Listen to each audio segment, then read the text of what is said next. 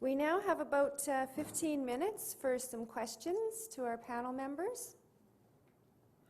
And Amy's standing there with a mic, so if you want to hold your hand up, she'll bring a mic to you.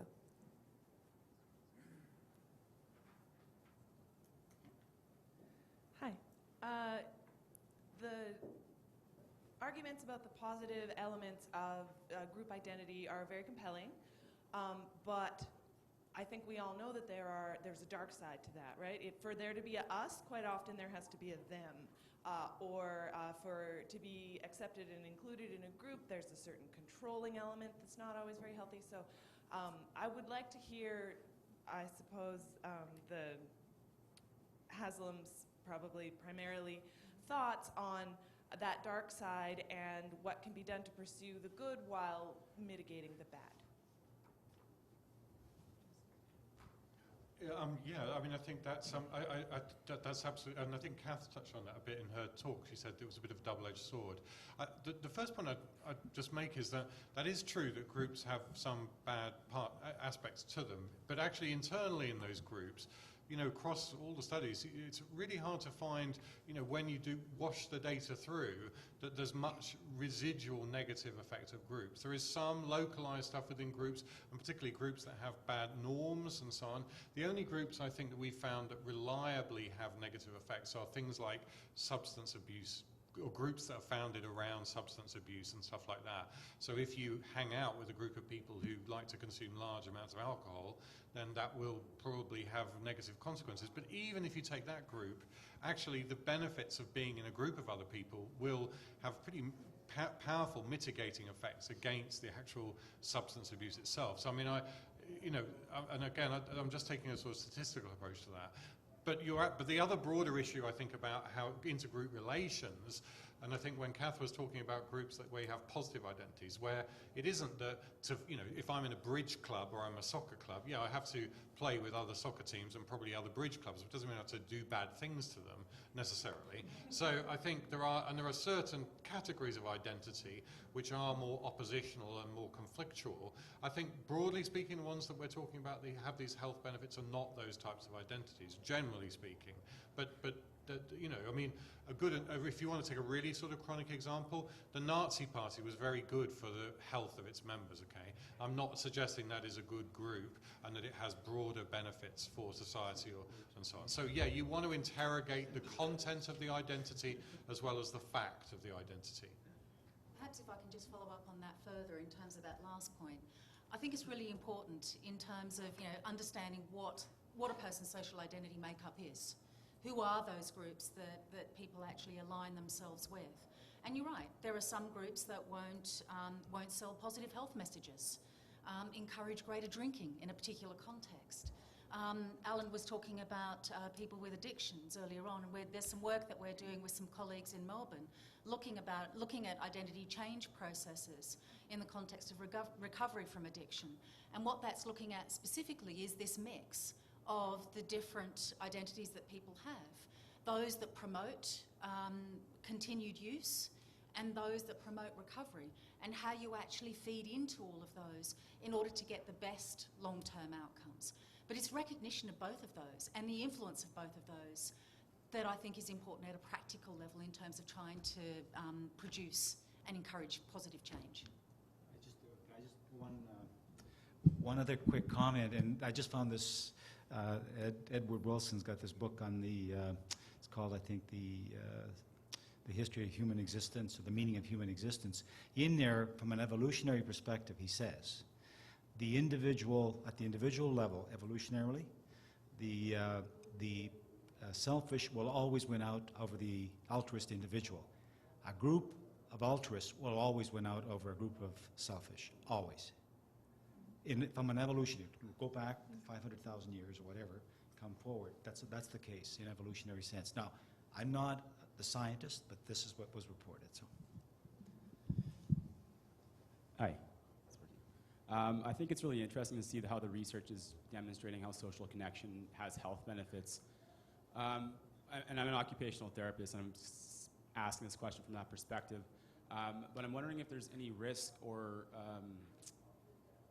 any downsides of clinicalizing human connection as an intervention. I mean, OTs have managed to make brushing your teeth a medical intervention, and I'm wondering if we're losing anything in that process by saying, you know, this is a targeted intervention towards a marginalized population, when social inclusion is really just about an inherent human way of being.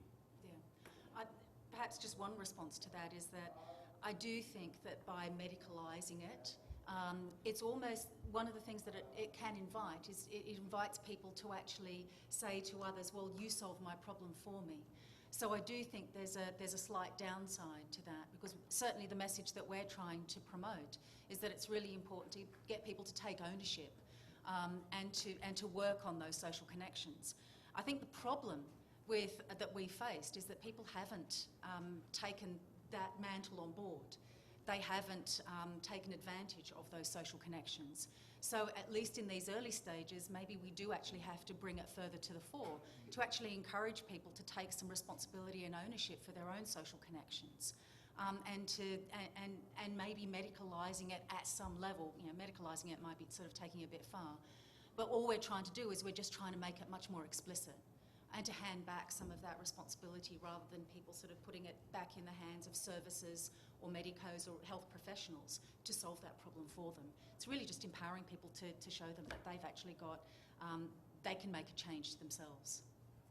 I think too that I think it's a very good question, but I also think there's a kind of political dimension to this. If in that health space you're up against a whole load of other clinical types of program, and part of the example I used of RecLink, which is a fantastic. Someone was saying we do these things already, but they have their funding cut because they don't have the scientific evidence. They don't have a kind of recognised kind of program. And so I think part of what we're trying to do is to put the evidential scientific bones or sort of flesh on the sort of intuitions that people have, and to formalise and codify that, so that I think, you know, there is a standardised framework against which you can build up that evidence. And I think that's if you like, part of the politics of this space. And just sort of doing it by rule of thumb and intuitively, while I think that's a very sensible thing to do, I think potentially you end up self-marginalising in that broader sort of political sphere. So all we're trying to do is kind of fight fire with fire, if you like. One just follows sort of this discussion. In your 5 S's, Kath, the first was schooling. That seems to me to be a special sort of generalizable component of this sort of treatment. Basically, it speaks to managing your own self-identity. And I wonder if you could elaborate a bit more on what you did in that module. You're right, the schooling module was actually educational, and the whole reason for why we incorporate that is that we take very much for granted the social relationships that we have and also what they can achieve for us. So within that module, we actually we encourage people to start thinking about what their groups constitute, what makes up a group, and getting people to think about, well, what are the benefits of being members of these particular groups, whether they're part of family networks, whether they're work-related, whether they're community-based or religious group-based. So it's really getting people to start moving away from thinking about individual relationships to moving on to thinking about group relationships. Because often when we're in that relationship space, we're often thinking about those one-to-one relationships. We're not often thinking about the benefits that we actually gain from groups. So it's really just trying to bring those experiences to the fore and getting people to actually talk about, well, how is it that these groups actually influence my life? The second component of that module is to actually start getting people to understand that those groups actually have an influence in shaping who they are. And so it has a very strong identity focus as well. So getting people to sort of understand what their social networks are, but also how they actually live them out. And through what activities, and how does that actually strengthen those bonds, and how does that lead them, again, to actually source the support from those particular networks. So essentially those are the sort of two elements. Trying to get people to understand what their group networks are, but also that those group networks are very intimately related to people's sense of self. I have a question here. I was really struck by the term identity-centered policies. I haven't heard it, and Martin, you picked it up. as well. And so where I'm thinking right now is in the areas of poverty elimination, poverty reduction, and social inclusion, bringing those two together, and making recommendations on how to better do social inclusion. And so I'm thinking of identity-centered policies. I think I'm thinking about them. But my worry is that we're going to create a whole new, we're all going to walk out of this room saying identity-centered policies are the way we should go, and we don't really know what that means, or I guess I'm not comfortable with what that means. I don't know how to explain that. I followed the presentations, but I guess I would like you to say what that looks like. What on the ground? What does that feel like? Look like? What does that? How would you write one? What would it say? Yeah, I mean, I think, and again, that's a great question. I mean, I think again that's relevant to kind of all kind of leadership in some sense. I think all leadership has to be identity-centered in a particular sense. And Kath talked about like identity mapping, but again, our point is you can't really work with any population to do anything, whether it's, you know, play football or whatever, unless you understand what they're about. And often that's about, you know, that's about structured forms of information gathering, if you like. And again, we have a range of kind of things like identity mapping. But I always say, like, if you're in a leadership space, you know, before you can lead a group, find out what's making people tick. What, again, it was Franco who asked, you know, why did you come here today? You know, what are the, you know, if we'd had a bit more time, you know, it would have been good to find out what everybody in the room has come here. What are the group memberships that have brought you into this room? And to the extent that we have engaged with those, you've probably found this a useful event. But if we haven't and we've misjudged you and you're actually here to find out more about classical economics, then it would have been a complete disaster.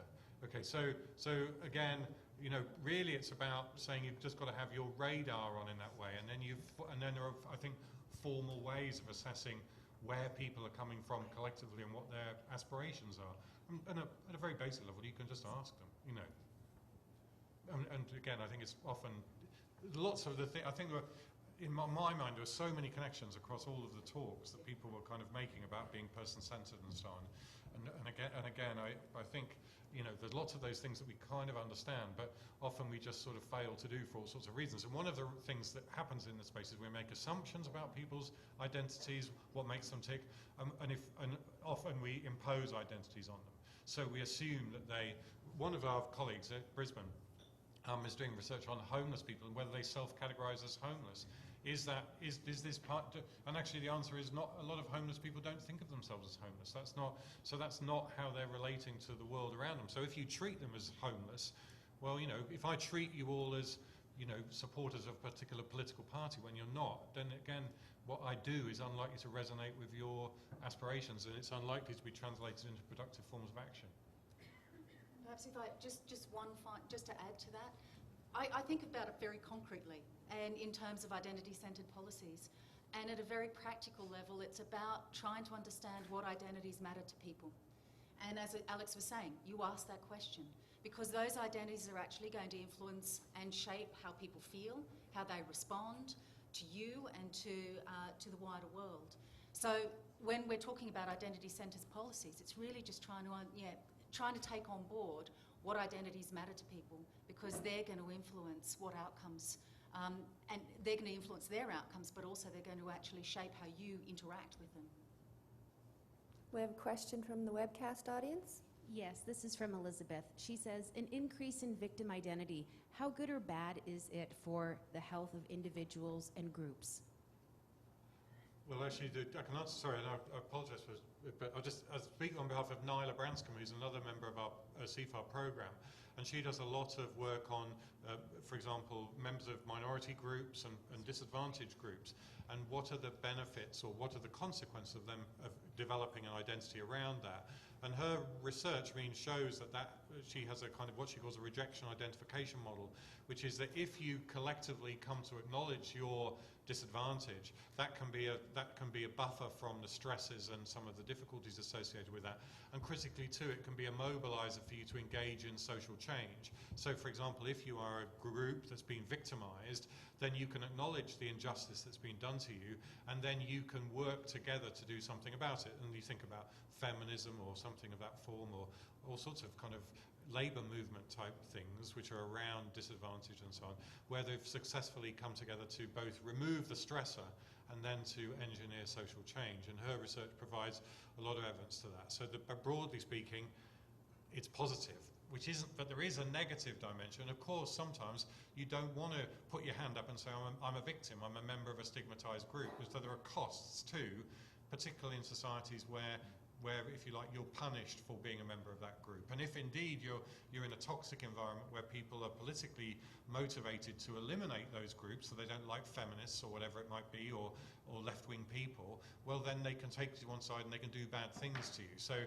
in particular political systems there are particular costs, but broadly speaking it's positive. So again, there's the double edge, but broadly speaking it's better to identify collectively with the prospect of bringing around change than to just remain closeted in some way.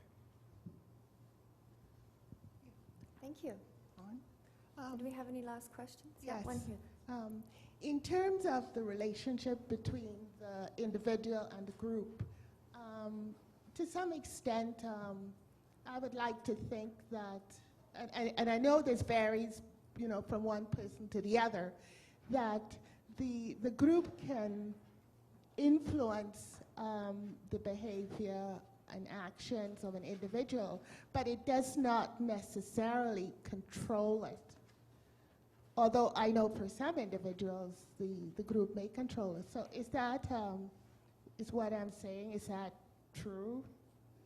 That the group can, and I really, for somebody who thinks of themselves as, being highly, individualistic, what I like about what I heard today is that I may have been a little naive about thinking about, the influence of, all the social groups that I do belong to, in terms of the fact that, I did come from another country, and, this was really good about acknowledging all those identities.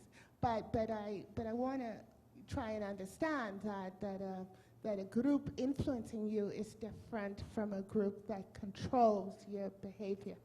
So can I get a response?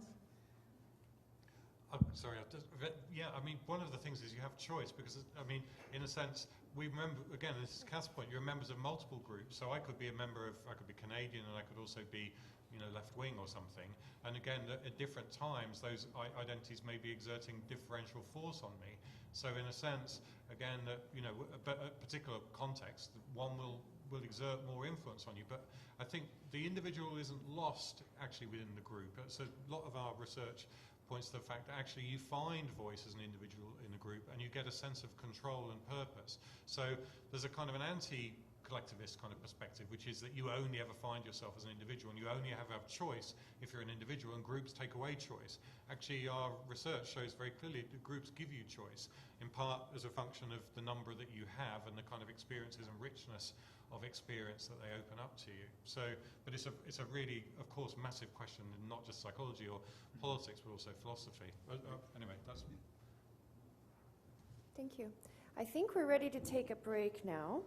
Before we take a 15-minute break, I'm going to ask you to note the location on your name tag, because following the break, we're going to arrange ourselves in small groups for some discussion. The questions are located in your group area, and I ask that you pick a volunteer or somebody volunteer to come back to the room, because we will ask you to report back some of your key reflections or key messages from your discussion questions. And for the people on the webcast, you can participate by going to the chat room and sharing your thoughts with the questions there. So if we could take a 15-minute break and maybe aim to be in our groups by 11:05, we'll reconvene here at 11:45 for the report back. Thank you.